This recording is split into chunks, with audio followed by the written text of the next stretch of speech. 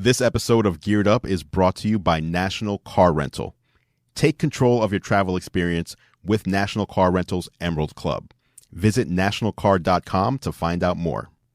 Affiliate means if I put a link in, say, a video description, if you click on that link and then buy something, I will get a small percentage. Usually it's between 1 and 4%. So it's not a huge deal. If you spend $1, I'll get 4 cents or 1 cent. My biggest and most successful affiliate relationship is with Amazon, just because everybody loves to buy from Amazon. So that's usually the affiliate program that I'll use. And I'll just make a video and then I'll put a link in the description. I'll let people know, hey, if you're interested in this, check out the link in the description if you want to pick one up for yourself. And I leave it at that, but that does pretty well for me. And then I do agree that Instagram and other platforms are becoming their own unique distribution models that are recognized by brands now.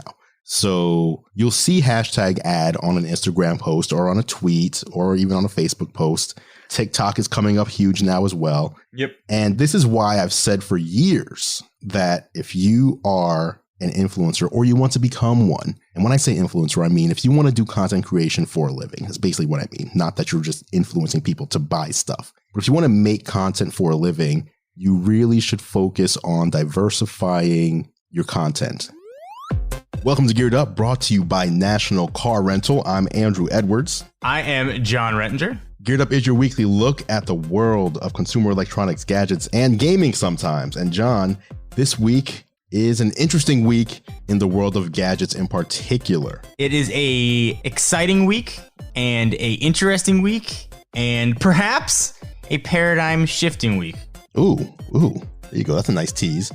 So this week, we're recording the show on a Wednesday. So today's the 5th, but we're not going to release this show until the 11th for a very specific reason. That reason being that the first topic we're talking about is something we're not technically allowed to talk about publicly until the 11th. And that would be the new Samsung Galaxy S20 from an official hands-on capacity. You have had hands-on. By the time we record this, I have not yet had my hands-on. Different times scheduled. Right. But I have a lot of questions like I imagine people do, and perhaps you are the man that can answer said questions. I can answer a few of them. So in the way this works, just so people know, in this episode, actually, after the break, we're also going to be going into some behind the scenes of what it takes to be an influencer and how we do what we do. And one thing, the way this works is Samsung or other companies will have an announcement date for a product, to have an event. And a lot of times they will invite us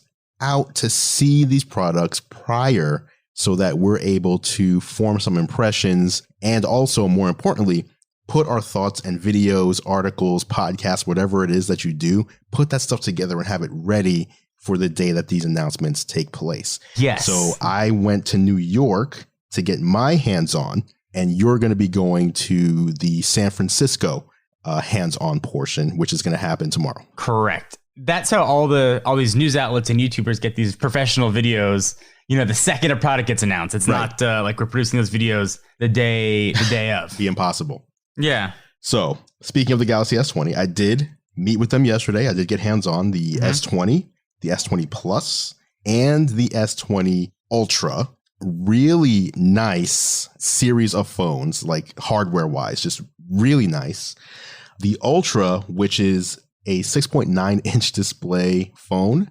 Oof. When you hear that, you think, wow, that is going to be huge. But Samsung makes their phones in such a way that those curved sides around the front and back with the very, very minimal bezel around the screen, it is bigger, but it's like negligibly bigger than an iPhone 11 Pro Max.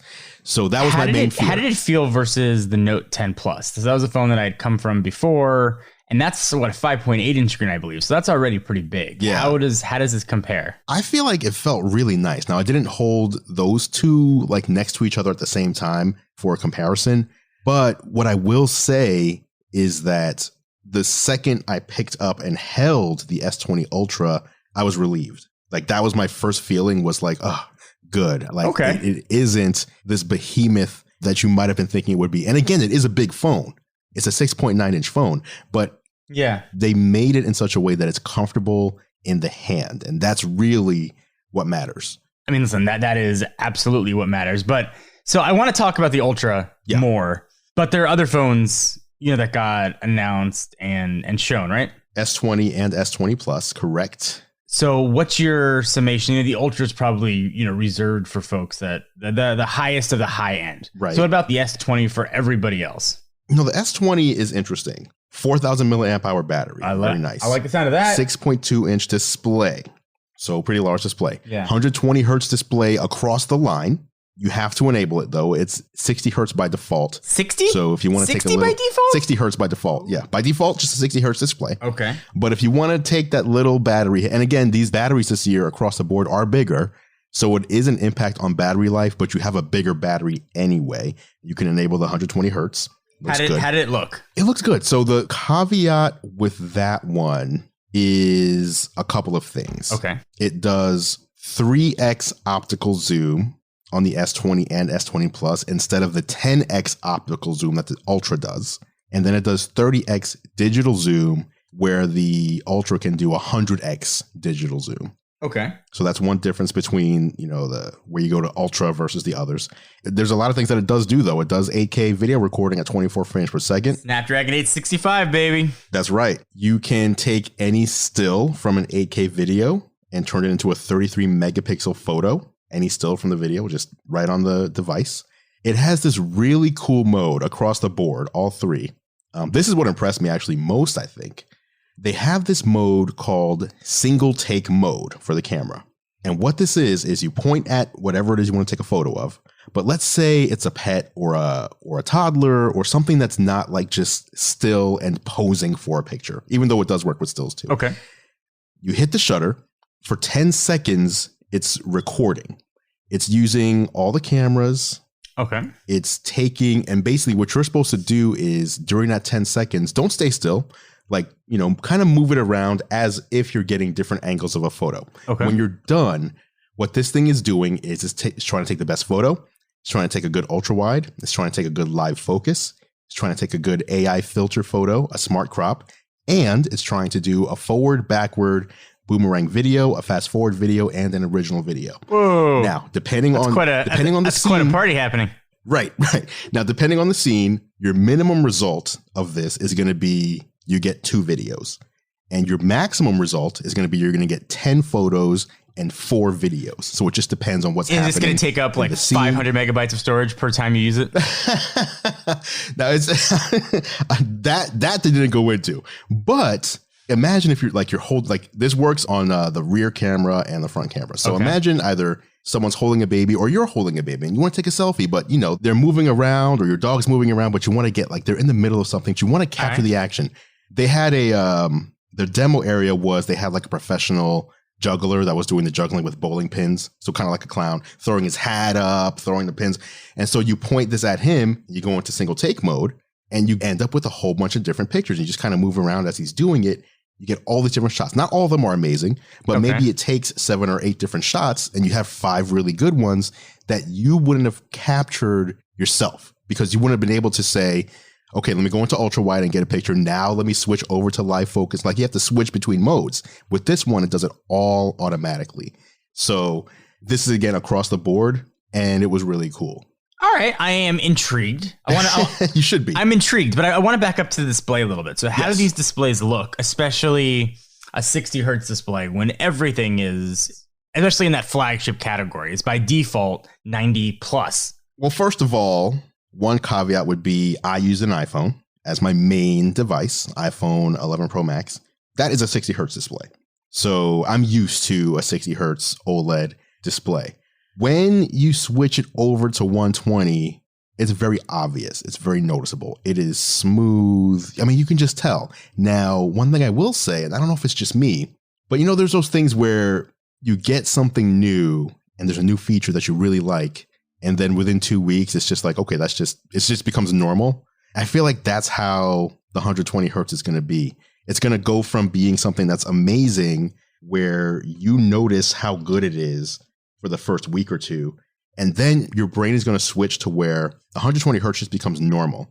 And you go back to a 60 hertz phone and you're like, oh, this is terrible. Kind of like how high resolution displays went. Sure. When you had a low resolution iPhone 4, you were fine with it. No big deal. The display looks great.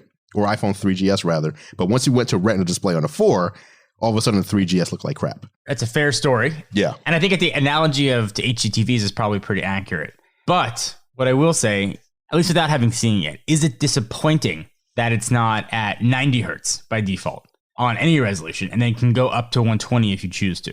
I would say, and again, this is a matter of opinion, but I would say for me, the answer would be no. Okay. Quite honestly, let's just be real. If you're shipping this by default at 60, then most people, the vast majority of people, are never going to see 120. Okay. Most people are not going to go into the settings and then into display and then into the other, like, they're not even going to find it. Yeah. So they're just going to use it out of the box. And it's, I mean, unless you're a display nerd, you're not going to notice it. It's going to be the same display that you've been using, you know, on your last phone, on your Galaxy S10. Yeah. It'll look just as good, if not a little better, than the S10. Okay. That's fair.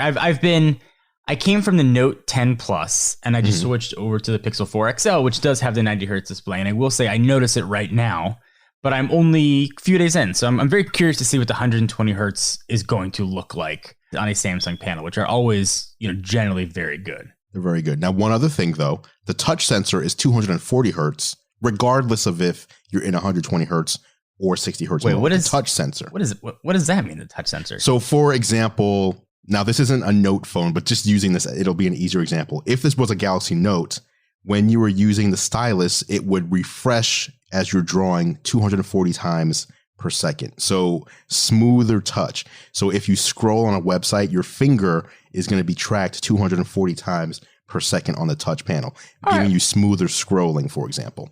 All right, well, that's interesting. So very good, especially for gaming. Fast response for gaming, very fast response.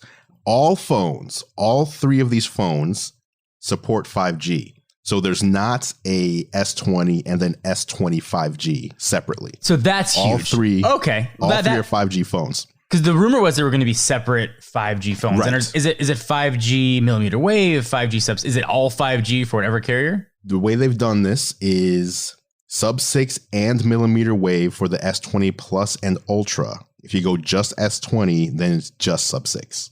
Okay. Just sub-6. So millimeter wave is on the Plus and the Ultra. You pay a little more for those. You get both flavors of 5G. Interesting. So if you are on Verizon, you're going to need the Plus or the Ultra. At a minimum.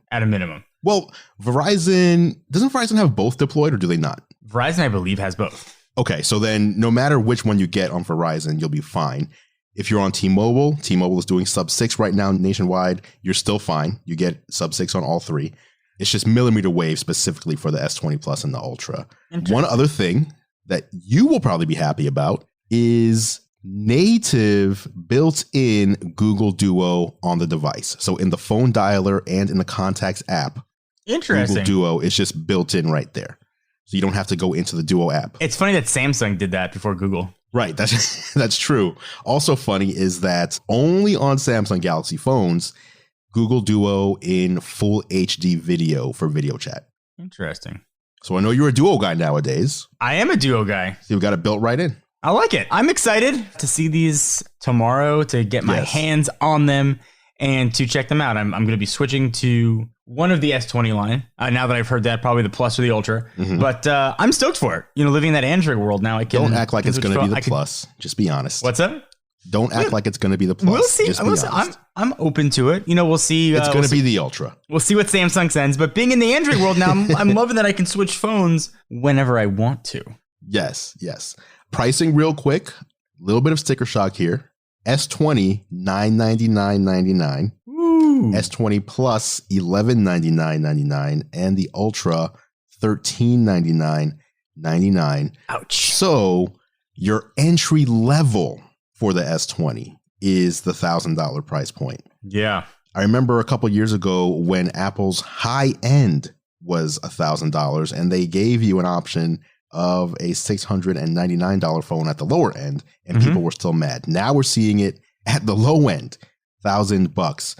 Taking a page out of Apple's book, though, the S10 line will remain and all those phones will get a price drop of $150 across the board. That's good. You can buy last year's phones at a discounted price starting on the 11th, which is the day that these phones get announced. So If that $1,000 price point is too high for you, but you still have an older S8 or S9, you want to get something newer, the S10 will still be around, which is the first time Samsung has done this. Interesting. Okay, that makes sense. Yeah. So expensive. There's no There's no S20e version kind of coming at that lower price point. Yeah, that's right. And I imagine the E didn't do too well because it wasn't in stores. You had to buy it from Samsung, like online store.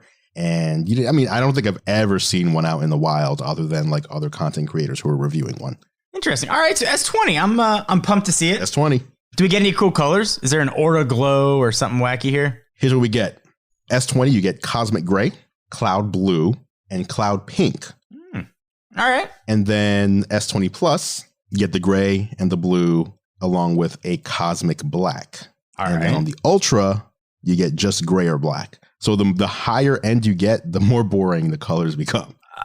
No red? No red option here at all? No red that I saw. Boo. They didn't show anything red there. No, unfortunately not. So these phones get announced on the 11th, and they will go on sale on March 6th. March 6th? All right. So that's kind of a while away. But interesting and exciting. Yep. Galaxy S20. So you're in for it, I'm sure. I'm in for it. You're looking forward to this. Excited? Same here. I was actually more excited about it after I got my hands on it, which is sometimes the opposite. Usually I'm excited about something, then I see it, then I'm like, all right, it's fine. But I had lower expectations this time, and I went in, got my hands on the phones, and came away pleasantly surprised. I feel like this is the new Snapdragon, the new features that we're seeing here are enabling new phone features that we have not seen before. And this is going to be one of those years where Samsung releases an S device, S20, where I'm now looking to Apple to see what are you going to do to catch up to this phone in September, because you can't just release a small modified version. Look, I don't want to see an 11S this year. You need to like bring it this year because we're seeing a lot of cool stuff coming out on the Samsung devices. So there you have it. That was the Samsung Galaxy S20. Now, again, that was just a preview. John hasn't even touched one of these phones yet. Have not. Next week, we will have our in-depth coverage of the S20, our thoughts after using the phone, plus I would assume we're going to have thoughts on the Galaxy Z Flip as well, the upcoming foldable from Samsung, which they did not have at the pre-briefing. So I have not seen or touched a Galaxy Z Flip, and we probably won't until Galaxy Unpacked takes place on February 11th. Okay, coming up after the break, we are going to do a little bit of a chat, giving you a behind the scenes of some of what we do as content creators, influencers, whatever you want to call us. We're going to pull the curtain back a little bit. That's coming up next on Geared Up. Big thank you to National Car Rental for sponsoring this week's episode of Geared Up. Travel tech puts you in the driver's seat, and the National Car Rental mobile app is no exception. Emerald Club members can get reminders of upcoming reservations and track their progress toward earning free rental days. Available free in the App Store and Google Play. Go national, go like a pro. Subject to availability and other restrictions. Welcome back to Geared Up, brought to you by National Car Rental. I'm Andrew Edwards, and it is now time for the National Car Rental story of the week. As you know, Geared Up is sponsored by National Car Rental. And if you don't know, I also do a show with National Car Rental on YouTube called Technically Speaking, where I bring you the latest, my picks for the best tech for business travel. Whether you're business traveling or even whether you're going for leisure travel, there's a lot of tech out there that can make your travel more efficient or even more fun. You can check these episodes out at the nationalcar.com control center or go to youtube.com/nationalcarrent. The latest tech puts you in the driver's seat. National Car Rental's Emerald Club will keep you there. Welcome back to Geared Up. Once again, big thank you to National Car Rental for sponsoring Geared Up. All right, John. All right. Why don't you take this one away? I wanted to talk about this because I get this question quite a bit. You know, sometimes I'm sure you do it too. You go to talk to schools, you get questions on Instagram or Twitter, and it's a very simple question. And I think it stems from people not knowing our industry because it's very new. Mm-hmm. And the question is, how do you make money? Yes. How does that whole thing work? I see you guys traveling, doing all this crazy stuff, but like, how are you getting paid? Is YouTube paying you? How does this work? So I want to take the opportunity. We have the benefit of having a platform. We have a podcast where we can talk relatively openly about this. Now, I'm not going to share how much money I make per year or per month, because quite honestly, I don't think that's anybody's business. And I can't speak for Andrew, what he's comfortable saying, but what I can share is how the revenue models for our industry work and how I, as an individual, have structured my business for revenue and where sort of those revenue streams are, especially now in the wake of Techno Buffalo being sold and sort of a lot of my ways I had diversified being gone. So very interesting. Fair caveats, right? Yes, for sure. Okay. So in a way, YouTube does send a check. Every video that gets uploaded that has monetization turned on, and I believe a channel needs 1,000 subscribers and 100,000, I think watch hours maybe, yes, of time to be able to monetize your channel. And what monetize means is Google's putting ads on it anyway, but you get a piece of that revenue from your video. So that's awesome. Mm-hmm. That money fluctuates throughout the year. You know, generally Q1, Q2, not so good. Q3 gets better. Q4, everybody's geared up for the holidays. It's awesome. And then it's cyclical again. For tech in particular. Yeah. That money for me, and Andrew might be different, is nice money on top.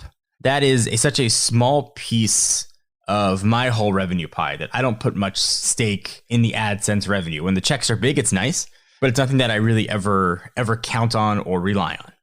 Are you on the same page with that? Absolutely. I tell people that regardless of how much they make from YouTube, whether it's a little bit, whether it's a lot, you don't want that to be more than 20% of your overall revenue. Reason being that the bottom can fall out on that a lot easier than a lot of other things. And you don't want to be reliant on something that can go away at a whim. So no matter how much you make from them, make sure you're building a real business around your content and not just relying specifically on YouTube revenue.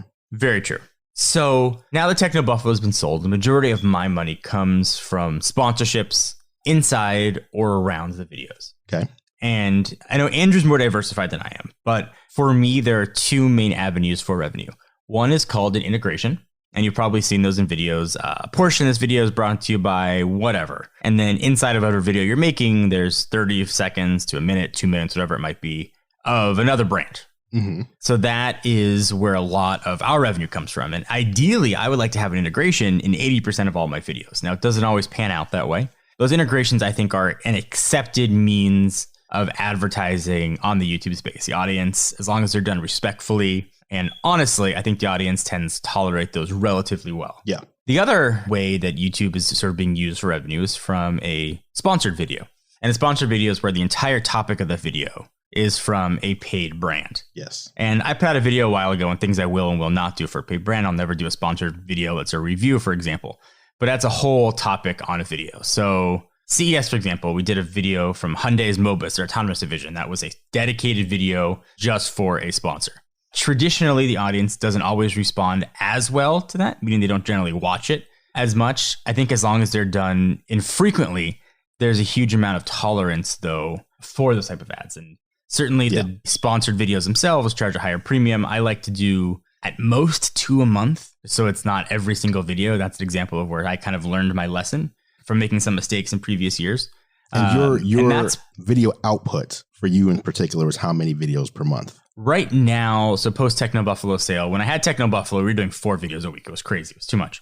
Now we're at about 2 videos a week. So we're at 8 videos total per month. I'm hoping to scale that up this year to 10 videos per month. Okay. So you want to do at most one per month. So 1 out of 8 would be like a dedicated sponsored video. 1 to 2. Okay. No, never any more than that. And so that's the primary revenue streams for me. Now I have social streams as well that I'm sure you've seen hashtag ad on tweets and Instagram posts. And it used to be that those were add-ons to the integrations or the dedicated. Someone, a sponsor, would buy a video, but they'd also buy a tweet or an Instagram post with it. And now it appears that Instagram is becoming more of a main platform. So Instagram monetization is something that's growing for me. You know, doing IGTV videos on things that maybe I wouldn't do on YouTube, sponsored static posts, sponsored stories, and things like that are sort of another, let's say, tertiary revenue stream that's I'm working to grow in 2020. And then very small for me, and this is where I think Andrew's perspective is very different, are things like affiliate revenue, Amazon affiliates, and that kind of thing. I don't take ad deals that are CPA deals.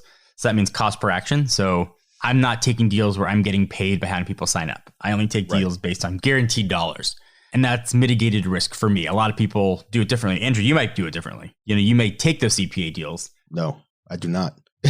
I'm with you. Yeah. So a lot of people do, though. And I think a lot of newer YouTubers take those. I think that's a fine way to monetize. But as you sort of grow and get more established, the guaranteed deal at least in my experience, has always been a preferred way to go. Yeah. So that's how I make my money. And, without revealing dollar amounts or anything, if an integration costs X dollars, a dedicated, let's say, costs about 2.5X, just for perspective. And again, I'm not comfortable sharing my income. I don't think anybody should have to share their income amount. But that's at least where the money comes from for most people who rely on YouTube as their primary revenue stream. There you go. I think my business is fairly similar. So same thing. I do integrations in videos. I do dedicated videos. I don't really have, or I've never had an idea of, I will only do this many dedicated sponsored videos versus here's what I won't do and here's where I won't include things. But I do agree that I've kind of flipped my mindset in 2020 to preferring integrations. So yeah, even though an integration is going to pay me less for the same amount of work, I feel like it's less annoying to the viewer. And ultimately why I do this is to entertain the viewer or inform or give you knowledge. Or even this podcast. We do have a sponsor. We have a long-term sponsor, National Car Rental. Sure. We get a commercial break, but you're getting, roughly 40 minutes of content. And in the 40 minutes of content, you're going to get 60 to 90 seconds of an advertisement, which I think is fair. And, it's easy to skip over if you really don't want to hear it. Absolutely. Versus a dedicated video. I used to love those more because number one, they pay more. But number two, I almost felt like in a lot of ways, those videos made me learn something as well. Because usually it would be a product or a service that I had never used or heard of. Sure. Or maybe I've heard of it, but I've just never used it. And so it's like, we're going to ask you to do a dedicated video about this. And then I have to learn it in order to give you the knowledge coming from me in the video.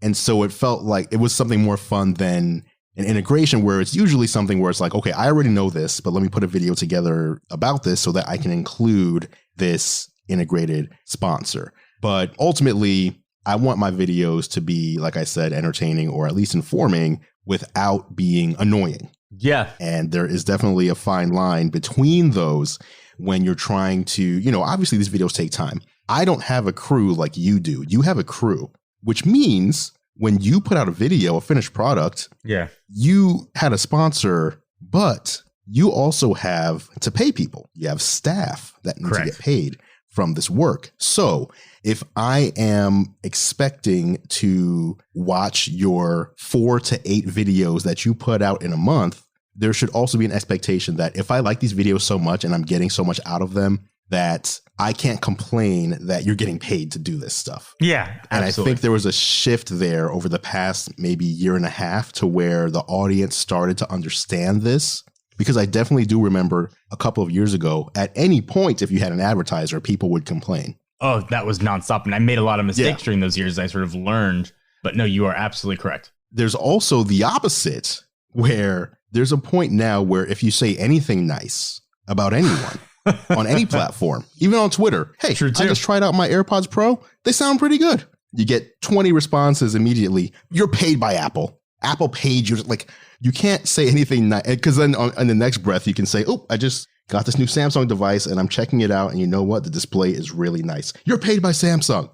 Like, do you think everybody just pays me for every line that I write on the internet? Don't you wish? That would be amazing, but that's not how it works. So yeah, so talking about the other revenue streams, you did mention affiliate. Affiliate means if I put a link in, say, a video description, if you click on that link and then buy something, I will get a small percentage. Usually it's between 1 and 4%. So it's not a huge deal. If you spend $1, I'll get 4 cents or 1 cent. My biggest and most successful affiliate relationship is with Amazon, just because everybody loves to buy from Amazon. So that's usually the affiliate program that I'll use. And I'll just make a video and then I'll put a link in the description. I'll let people know, hey, if you're interested in this, check out the link in the description if you want to pick one up for yourself. And I leave it at that, but that does pretty well for me. And then I do agree that Instagram and other platforms are becoming their own unique distribution models that are recognized by brands now.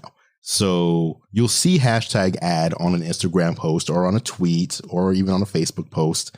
TikTok is coming up huge now as well. Yep. And this is why I've said for years that if you are an influencer or you want to become one, And when I say influencer, I mean if you want to do content creation for a living, that's basically what I mean. Not that you're just influencing people to buy stuff. But if you want to make content for a living, you really should focus on diversifying your content. Don't just focus on one platform. Even if you have a main platform, I would say my main platform is YouTube, and I'm sure you'd say the same.